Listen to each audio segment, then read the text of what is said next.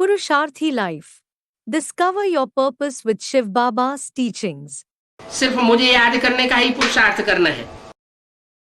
They have to only do the Purusharth, that is special effort for the soul to remember me alone. देखते जाना है कि याद से हमारे विकर्म विनाश हुए क्या? You must keep checking.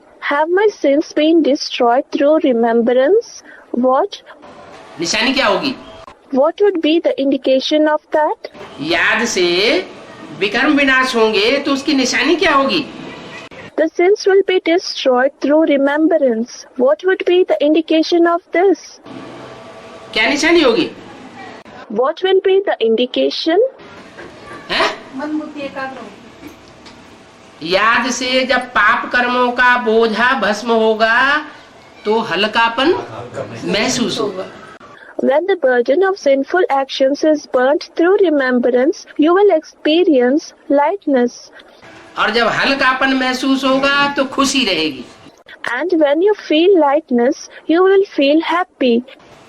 किसी के ऊपर ज्यादा वजन लाद दिया जाए If a lot of burden is loaded on someone, तो वजन से तो उसका दर्द करेगा।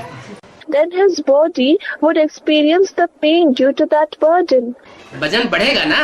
The burden will increase, won't it?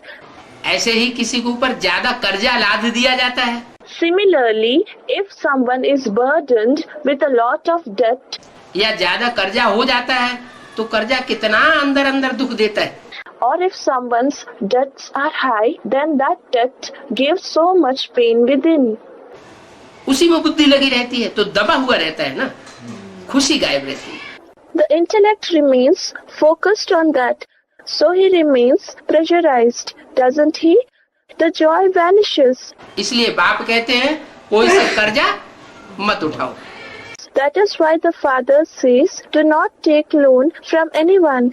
यहाँ भी जो सरेंडर हो जाते हैं Even here, those who surrender और ईश्वरीय सेवा कुछ नहीं करते हैं and do not perform any godly service, तो कर्जा उठाते हैं कि नहीं?